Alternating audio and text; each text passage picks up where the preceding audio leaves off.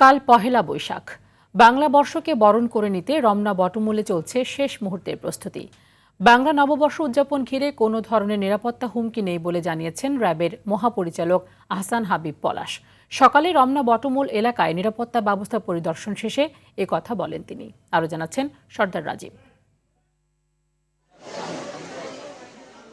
রাত পোহালেই পহেলা বৈশাখ। প্রতি বছরের মতো এবারও প্রথম প্রহরে রমনার বটমূল আবারও জেগে উঠবে সুরের নবজাগরণে। সুর বাণী আর ছন্দে ছায়ানটের প্রভাতী আয়োজনে বরণ করে নেবেন আরও একটি নতুন সূর্য।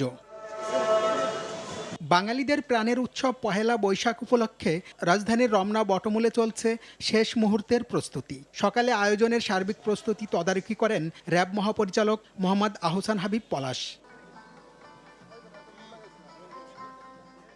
পরিদর্শন শেষে র্যাব মহাপরিচালক বলেন, বৈশাখী শোভাযাত্রা সহ সার্বিক নিরাপত্তা জোরদারে শাহবাগ, টিএসসি, হাতিরঝিল ও মানিক মিয়া এভিনিউ সহ বিভিন্ন গুরুত্বপূর্ণ এলাকায় নজরদারি বাড়ানো হয়েছে। যে কোনো ধরনের নাশকতা এবং হামলার মোকাবেলায় র্যাব স্পেশাল কমান্ডো ফোর্স প্রস্তুত রাখা হয়েছে। ব্যাটালিয়নসমূহ নিজ নিজ কন্ট্রোল রুমের মাধ্যমে স্থানীয় জনপ্রতিনিধি এবং আইনশৃঙ্খলা বাহিনীর সাথে সমন্বয় করে দায়িত্ব পালন করছে।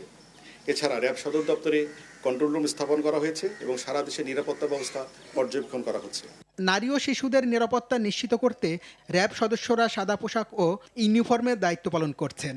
পাশাপাশি বোম ডিসপোজাল ইউনিট ও ডগ স্কোয়াড সহ সার্বক্ষণিক প্রস্তুতি রয়েছে। গোয়েন্দা তথ্য, সাইবার মনিটরিং সহ অন্যান্য তথ্য বিশ্লেষণপূর্বক বাংলা নববর্ষকে কেন্দ্র করে নাশকতার ব্যাপারে কোনো সুনির্দিষ্ট তথ্য এখন পর্যন্ত পাওয়া যায়নি। এদিকে নববর্ষ বরণ উপলক্ষে ঢাকা বিশ্ববিদ্যালয়ের চারুকলা অনুষদে চলছে ব্যাপক প্রস্তুতি। এটা বাঙালির একটা ঐতিহ্য, শিকড়ের গল্প।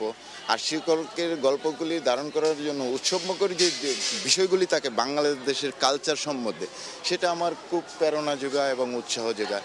একদম শেষ মুহূর্তে এখন হচ্ছে যে ফাইনাল পেপার পেস্টিংটা সেটা শুরু হয়েছে। এই রংটাই যাবে ফাইনাল একদম, যেটা আর ভালোই লাগছে কাজ করতে। কালকে শোভাযাত্রা হবে, তো 15 দিনের পরিশ্রমের আউটকামটা আমরা কালকে দেখতে পারবো। এটা অবশ্যই সুন্দর একটা অনুভূতি। সর্দার রাজীব আর টিভি, ঢাকা।